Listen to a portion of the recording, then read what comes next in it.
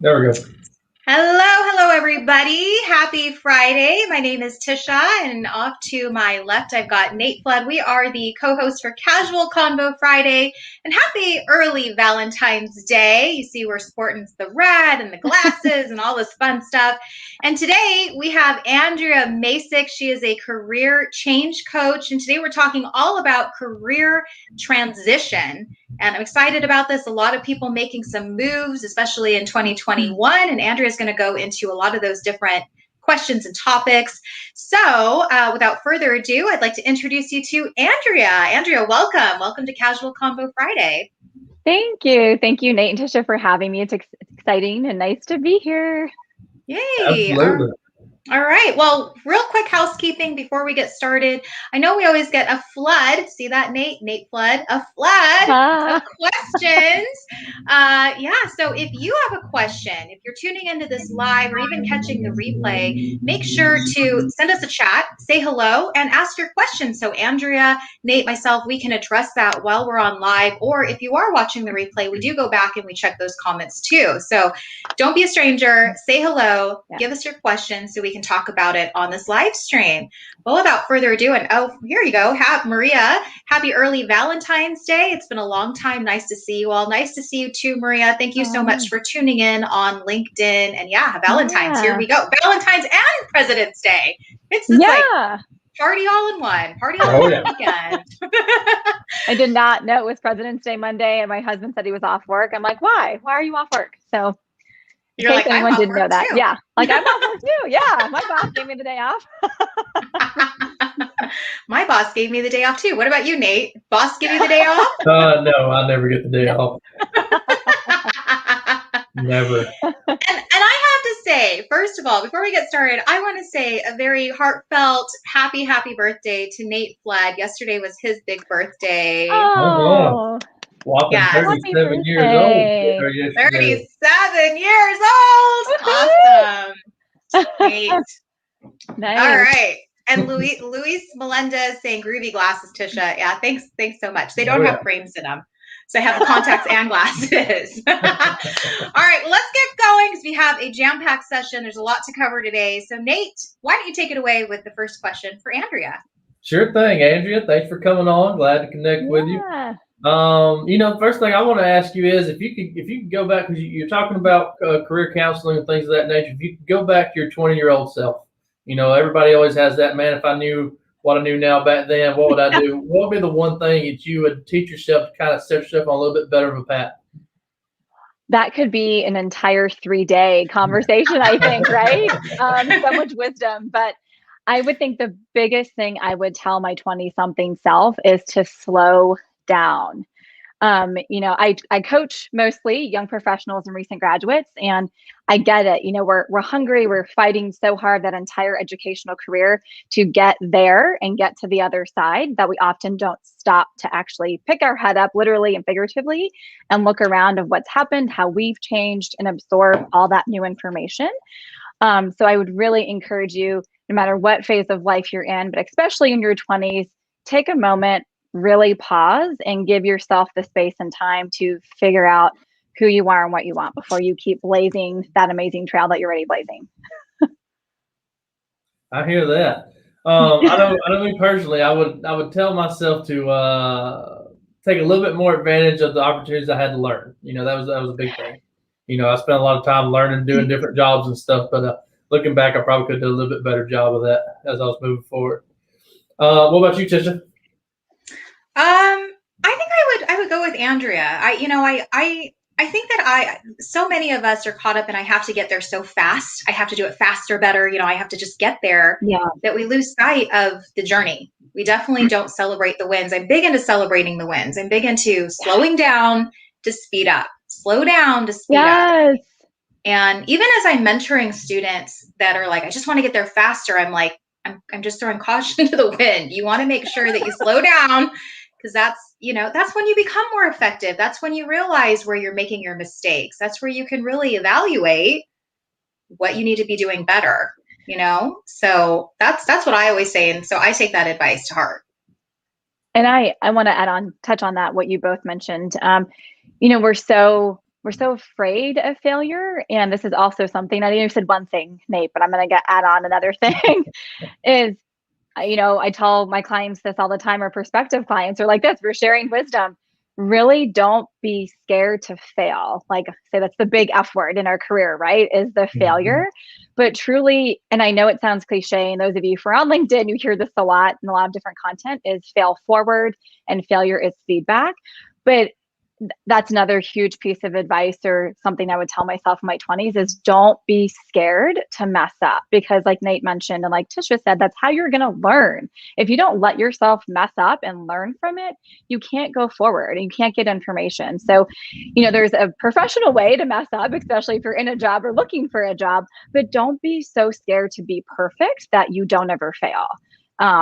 There's so much wisdom and lessons in that. And I failed a lot in my 20s and in my 30s. I'm in my late 30s now, but just don't be scared of that. Absolutely. I can agree with that 100%.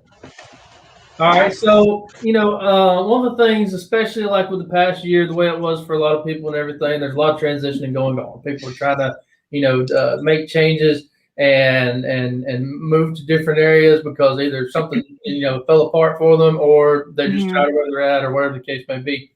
So we noticed, looking back at your profile and everything, you worked in project management quite a bit, and then you made the move to becoming, an entrepreneur, starting your own business. Walk us through that path, and how did you stay motivated? How did you educate yourself? Take us on that little adventure that you went on. Oh, such a fun adventure, you guys. So, and this is why I coach on this specifically. I was a 2008 graduate from my master's degree, so I really empathize with everybody who's a new grad right now, whether it be your master's, a second degree, a third degree, or first degree. So I pivoted right away, and I did not expect to do that. So, change is usually either given to us in the form of a pandemic or a life change that we don't expect, or we choose a change. But either way, navigating that is so important. So my change, much like these new grads, was not given to me. 2008 recession. So I accidentally fell into career development. My first job was in career development, and I was a career advisor. So what I'm basically doing now with my own company. And I did that. I took a chance, right? My boss took a chance on me and hired me, and I took a chance in going into that job, but I had to get really clear on what that move meant. So that is something I want people to know. If you're making a change, really understanding what that priority is of why you're making the change is really key, because that's what's going to drive your action as you seek that change. But that was my first experience with a pivot right out of graduate school. And then I've always known I wanted to serve and support others. Hence, I'm a coach, but I was always really interested in healthcare. So I pivoted from that first job in career development into healthcare, actually. So at that healthcare organization, I was there almost 8 years and did a variety of things. I was an HR business partner. I worked in operations. I was a project manager. And then moved again into private consulting, and then was laid off actually the spring of 2019. Actually 1 month exactly after my husband and I got married. So that was another life change that was just kind of pushed me into a new direction. But I really embraced that, and I started my coaching business, and now it's my mission, and I support others through change that they're going through. So high level of my career the last 13 years. There you go. Yeah. A lot of things I could drop in there about nuggets and change and everything, but I'll let you ask me about that. All right. Well, one thing I want to dive into about that is a lot of people, whether they're looking to become a business owner, or whether they're just looking to move up the corporate ladder, or whatever the case may be, I always tell people, especially when I'm mentoring younger folks, is you got to create value for yourself. Right? Like you have to show people the value of working with you, whether you're an employee or an entrepreneur, right? Like when we're getting clients, we have to show them what our value is. Yeah. Can you walk us through how you coach people on that particular aspect? Because there's a lot of people that don't quite understand how to build value for themselves. Yeah, great question. So I coach on a 3-phase transformation process. The first phase being clarity and alignment, which I just touched on briefly. Second phase is what I call position yourself for success, which is creating value. And that's really what you're talking about, Native, really understanding all of the strengths and gifts and talents that you own as a person. And really in your early career, we're really shy about that. we don't really talk about our gifts and our talents. We execute on them in terms of maybe in sports or in leadership or in student organizations, but we act on them, but we don't discuss them. So one of the core elements I coach my clients on is to start talking about that as one thing, because the more you start to discuss with friends, with family, with other people, you'll start to hear themes.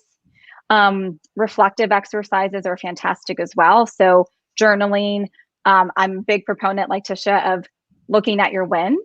So if you have a win journal, which I highly, highly recommend, you start a win journal for yourself. You're also creating value. Yeah. You're also creating value for yourself, but you're also creating evidence. So you're reinforcing that for yourself on a lot of different levels. And then another way to do that is ask people, you have, again, friends, family, mentors, take a few minutes and just send a simple text message and say, I'm doing some reflection on the value that I'm bringing as I go through this career change. Can you talk to me, or would you be willing to name 3 things that are positive about me that you recognize?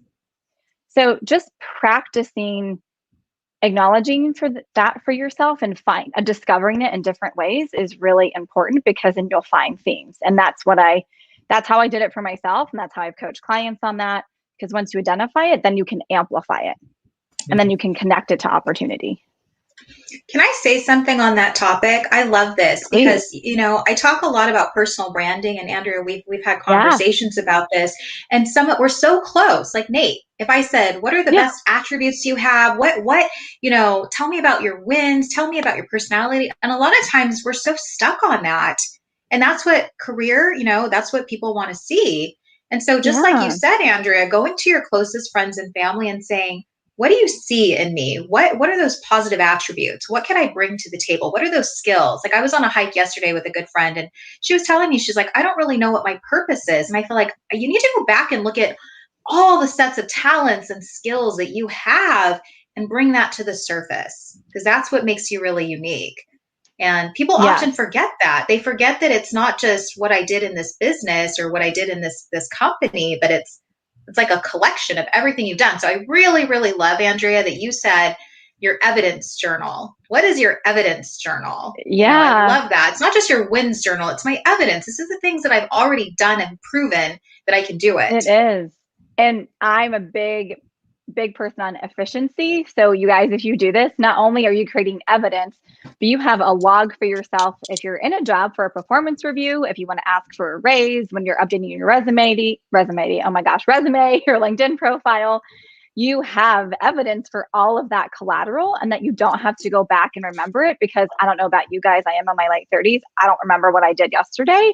So trying to remember what I did 6 months ago, it's not going to happen. So it's also a great way to just have a log of everything you've done, and you don't have to pull that out of thin air when you're going to look for a job and make a change. And then you can, again, see your themes of what's routinely coming out and what you enjoy. Absolutely. It's like studying you. It's time to study you. You have to be an expert in you. That's another thing I have to preach on first. I get my clients know I always have a preachy moment every time we have a session. We spend so much time becoming experts in other people, and I actually just did a post about this. We know their talents, their gifts, what they're doing, their career moves, and we spend so much time comparing and focusing on them, but we don't spend that time and attention on ourselves. So one of the biggest things that you can do for your career is, like Tisha just said, become an expert in yourself. And all these tactics I'm talking about help you do that, really help you do that, because you don't have to, you can be fulfilled in your job. And the way that you be fulfilled in your job is knowing what your value is and what you're great at. And again, amplifying those things for yourself. Good stuff. I like it. Yeah. Yeah, I think the quickest way to actually, find your value too is how can you solve problems for somebody? I know the best times that I've ever, or not the best times, but the times that I've gotten hired or recruited to a part of a team or whatever the case may be, it all boiled down to in the interview, me showing like, hey, I know you have this problem. I'm going to solve this problem. Yes. That's what my strength is. And I think a lot of people don't understand like when you're the boss of a company or you're a project manager or whatever, like the last thing in the world you want is somebody that's just going to take up space and resources. So it's like when you come to the table, what problem are you going to solve that I don't have to deal with? Because that's the number one thing that I ask everybody when they're coming on board with us is like, how are you going to solve this problem for me? Because this is the problem I have, and this is what I think you can solve. So how are you going to solve it? And that's the quickest way for them to add value for me to want to hire them. Nate, I love that you said that, because that is 99.9% of every single job. And that's what a job description is. It is their ad for, hey, we have this problem, AKA the job opening. How are you as the candidate going to come in and not only solve my problem, but do it with less effort, less money, and quickly, right? Those are usually the 4 pain points that an employer is looking to solve, regardless of industry, regardless of the job title. So if you can find a way to connect those dots, that's the value. That's the selling point right there. And everyone is capable of doing that in a unique way. Oh yeah, definitely. I mean, that's when people, I think when they look at like job descriptions, they think, okay, well, let me tailor my resume to fit it, and here's my experience, here's what I've done. But it doesn't. They never touch base on, okay, here's how I'm gonna solve your problem. Right. But how much would they stand out in that? Like if they're going for a promotion or if they're going for a new job or whatever, how much would they stand out if they sent a letter in or whatever that said, hey, I know you have this problem. Here's how I can fix all that. Like, to me, that would just alarm bells, but nobody looks at it that way in the general terms, Yeah. The analogy I use with my clients, because I love food, are recipes. So I would say I call it your career criteria, which is what I coach on. Your skills, your gifts, your strengths, your talents, your unique value proposition, what we're talking about, is your list of ingredients. And then the company's job description is their list of ingredients. And the goal with the job is to blend those ingredients together to create a really awesome meal and elevate those ingredients in the best possible way. So if you really think about it that way and complementing those two list of ingredients, that's a great way to know like how you can blend into that recipe and really make it great for the company. So that's the analogy I use with my clients. I like that. Everybody loves food. Yeah, I love that. That's so clever. Clever. Hey, we've got Jeanette coming on. Jeanette Colaroso. Hi, Yay! Yeah. Hey, thanks so much for joining us. Yeah, good to see you. And yeah, the glasses. Love the glasses. I have to make a statement. It's Valentine's Day. Nate, if you want to put Luis Melendez's comment up here too. He said, great topic. I now have some internal homework to do. Thank you. Yeah. Hey, we're not here to just discuss. We want you to actually put these things into practice and start using it. So the evidence journal, celebrating your wins, figuring out what your value proposition is, all good things that I think every single one of us could be doing. Yeah. And I guess shameless plug, I'm sure you're going to get there, but I have 2 free resources on my website and on LinkedIn right now for these 2 things. I have 6 daily mindset prompts for what we're just talking about that you can go and download and start now. And then also I have a transferable skills workbook that really helps you uncover and understand how to figure out your value and your skills. So I want you guys to have these resources and be able to do that and not feel like you're starting from scratch and you don't know where to start. Very cool. Good. So now you have to have more shameless plugs, Andrea, because you get time at the We'll end. get there. We'll get there. Yeah. You're like, I just pulled this out. Here we go. And thanks, Conrad. Conrad joining us on Facebook says, OMG, your heart glasses. Hey, thanks. Thanks so much. I love him too, but just for this occasion. All right, Nate, keep going. Keep going. This is a good topic. All right. Okay, so we talked about like building value for yourself, but let's say someone's ready to make a move, and they come to you and, whether it's, again, trying to move up in the career or start a new business, whatever the case may be, what's the best advice you can give them for starting out? I know you talked about building value, but let's talk about the steps they need to take, because there's a lot to it. A lot of people don't understand you can't just, I'm up and quit my job today and go start something new. Like there's a process. So walk us through that. Yeah. So one of my core philosophies is also reverse engineering the process. So working backwards, start at the end. So if you, doesn't have to be the crystal clear detail, everything is mapped out, you know exactly where you're going, but you need to have an idea of where you're going, because otherwise you're aiming at everything imaginable. And then you're actually aiming at nothing because you're aiming at too much, and that actually fuels the cycle of being frustrated and being stuck and then not actually seeing the progress that you want to make. So taking the time to really get very crystal clear on why am I actually doing this? Nate, to your question, whether it's pivoting into a new role, a new industry, leveling up, a lateral move, going, into a new, starting my own business, why are you doing that? So get really clear on that priority and work backwards. So usually the first thing, I don't work through budget specifically with my clients, but for most of us, budget is a primary driver of why we're doing things, right? We have family, we have bills, we have a life that we have to support. So if that's the primary thing for you, start with, okay, what is the minimum or maximum amount I know I need to make this change, and work from there? Because often that will also help you determine, again, the type of job you're going to go for, maybe what location you're going for if you're moving, things like that. So starting at your endpoint can really help you work back into the first thing or the second thing that you need to do. So that would be my first very priority tip, is start at the end. Have an idea of where you want to end up. Hey, I love the reverse engineering concept, because I do it all the time when I'm building processes for people, when I'm building software, things of that nature. So, we're looking for that end result, and then we got to, build back, okay, to get there, here's the steps. So I can totally understand that.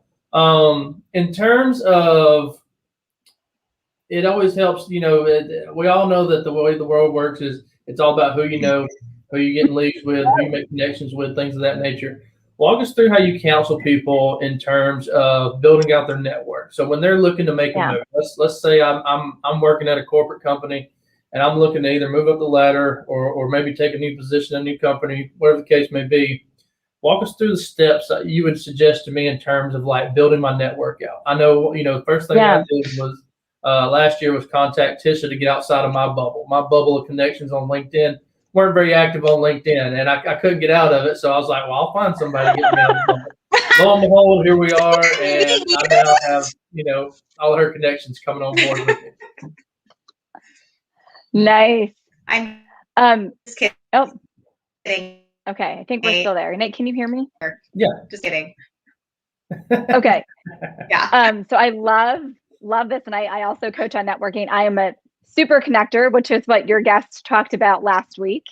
Nate. So networking, Nate, yes. Yep. So networking, I love because it is a free resource that you can utilize right now, that you don't have to wait for. You don't have to go buy it. You don't have to wait till you get to a certain level of experience. So I want people to feel like they can approach this and use it to their advantage.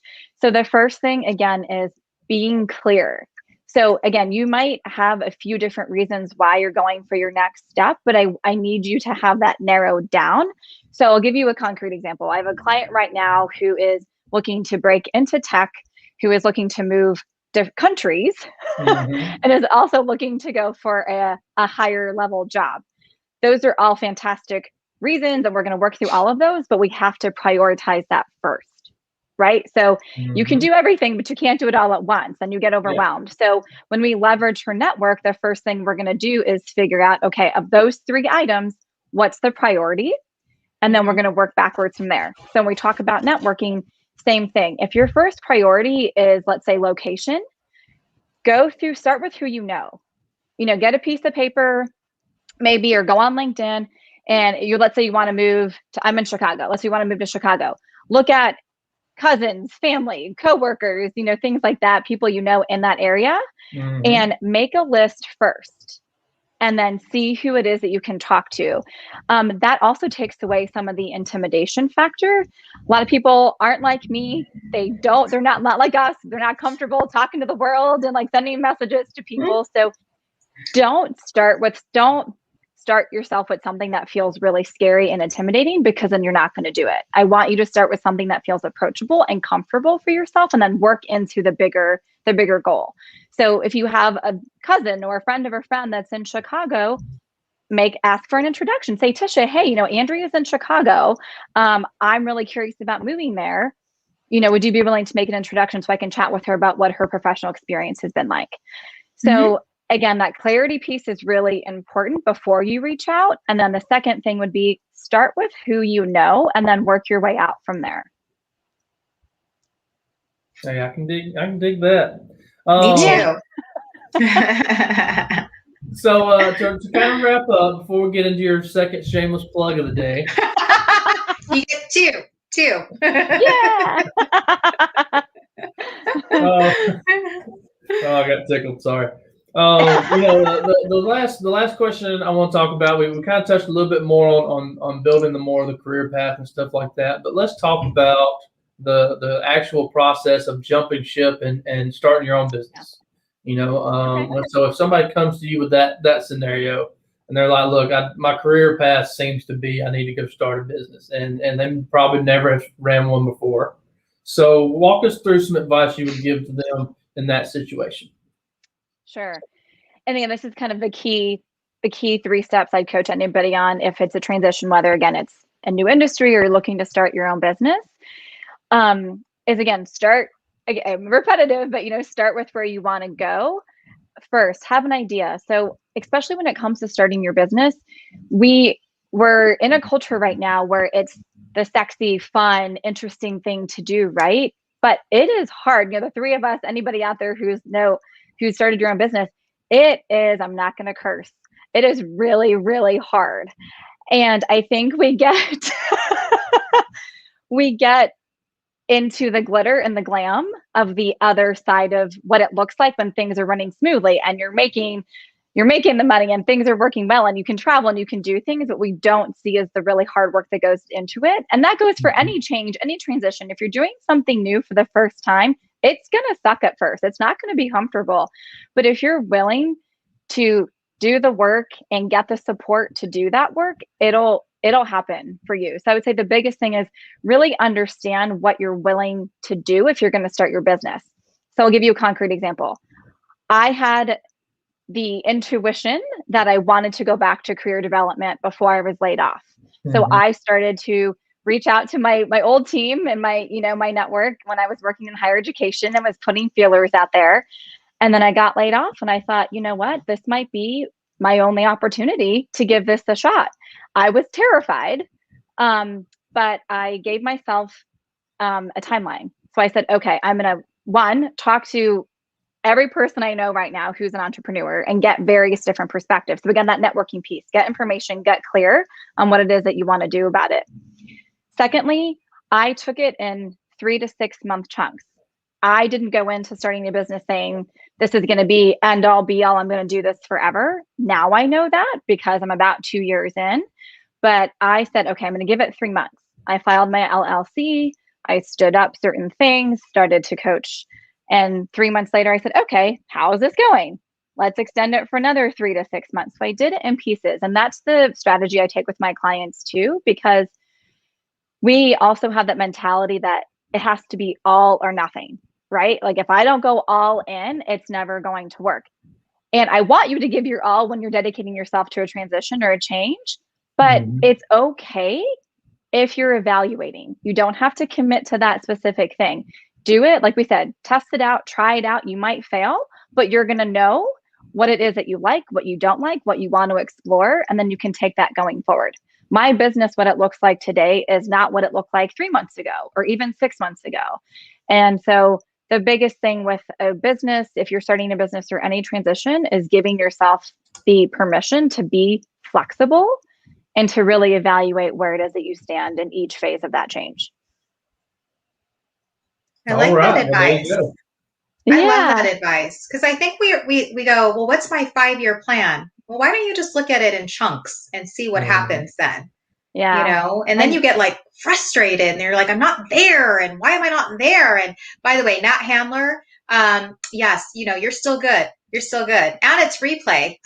You can watch the replay. So you missed a good one. Andrea's doing an amazing job talking about career transition.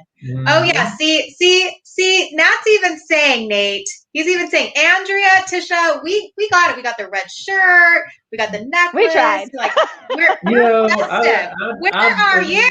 Where are you in this Valentine's Day? If people called me yesterday, I wouldn't even remember it was my birthday. I didn't really remember that it's Valentine's Day coming up. I didn't know it was a holiday on Monday. I'm just trying to get through the hour. All right. You're talking about 5-year plans. You're here? And stuff. He's like, just you through need the to be hour. Here. Yeah. Oh my We God. gotta give Mr. Nate a break. He just turned a year older yesterday. And by the way, I have all of you beat. All of you beat. I'm in my 40s, and it is. It doesn't matter about the age. It doesn't matter. Tisha, you are not in your 40s. I'm 41. I'm 41. And I wear it now. I'm just gonna say, I like my 40s. So hey, I'm just saying, ancient. I was gonna say, anybody in your 20s watching, your 20s is to learn a lot.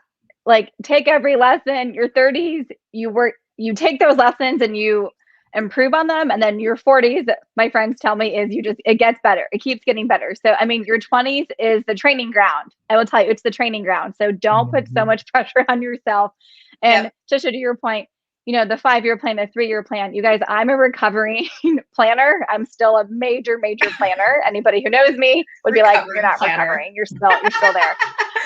All that to say, though, I was that person in my 20s and my early 30s. Is I have to have the plan for the plan. I have to know what's coming next. And my career really took off and skyrocketed when I started to give myself that breathing room, and only took it in chunks. And I'm not saying you can't do the 5-year plan or the 3-year plan. That's amazing.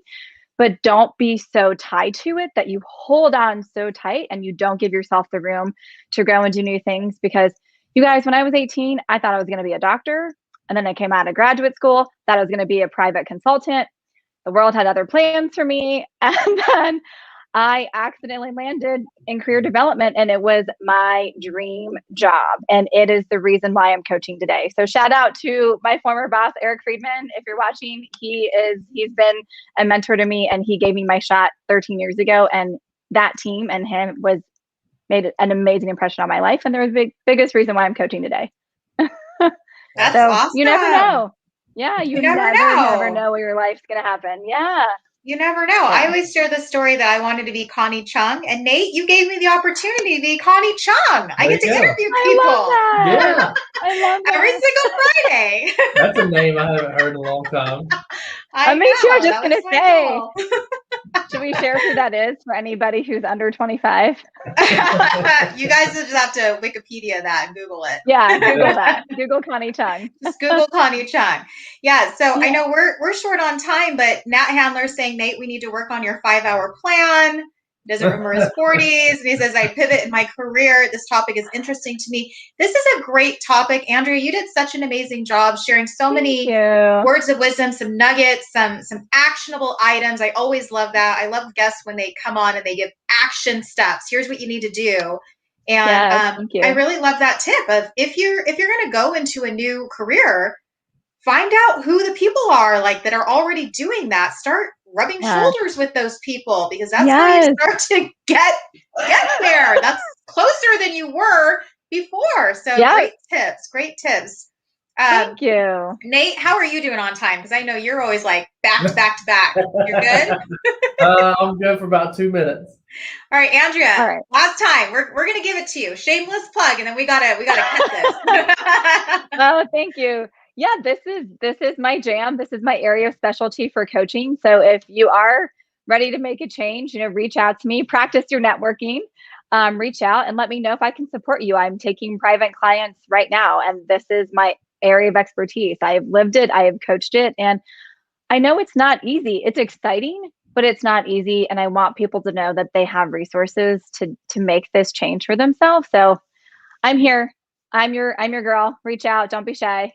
Oh, awesome. Well, thank you so much, Andrea. Nate, I expect props next time. I expect them. I expect for you to get on the bandwagon and wear your props. There's a lesson that everybody that knows me has learned, that whenever they ask of special things for me, I tend to go 100% into the extreme measure. So just be ready. All right, Josh, what I'm hearing is I'll have to come back and we'll have to do a theme and we'll all have to get really dressed up. That's what I'm hearing. There we go. I'm thinking we can do that. All right. Well, good. Well, happy Friday, everybody, and happy early Valentine's Day, happy President's Day, happy all of those holidays coming up. We hope you have a fantastic rest of your weekend. And we'll catch you back next Friday on Casual Convo Friday. And thank you so much, Andrea, for being our hot seat guest today. Thank you for having me. It was a pleasure. Thank you both.